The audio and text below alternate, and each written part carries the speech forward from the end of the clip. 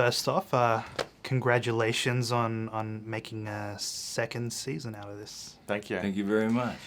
This is the fourth overall outing for Mick Taylor, and it seems like he met his match in series one. As a character, what has changed Mick, these experiences he's had in the past, and what can we expect from him now? Good question. Nothing. He's exactly the same. The circumstances have invigorated the audience's ability to look into more about what he's about, but just the drama that unfolds reveals that. But he's still as shallow as he ever was. You know, he hasn't changed a bit from the first one. And if I change him at all, he's gone. We'll lose the character because he'll start getting empathy and stuff. Yeah, he's kind of an immovable object, and in that sense, kind of like a force of nature. I feel like characters come along and interact with him, and we see different aspects of his character, but he's never revealed and he's never understood because it's there's a primal quality to the character, I think, that we want to sort of protect and maintain.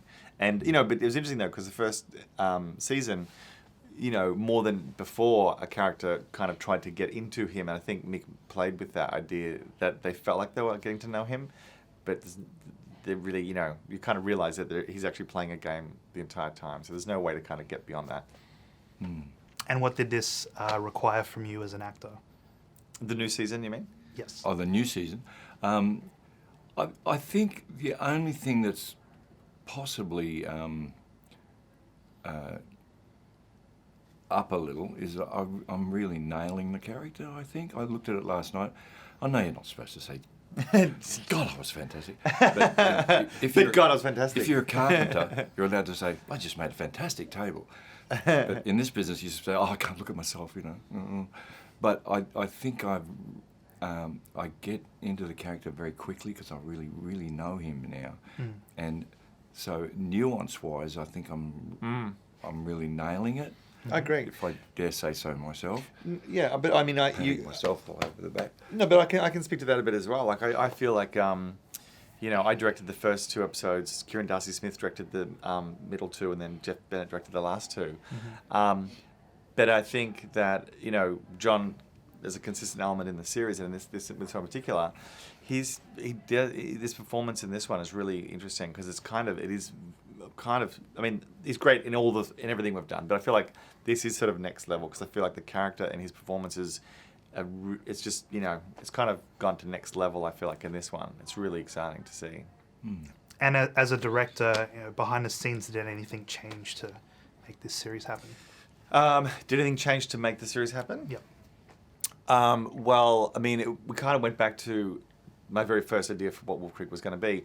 When in the 10 years before I made the first Wolf Creek, I was working on an idea about a group of tourists who get stranded in the outback with a crazy, bad guy.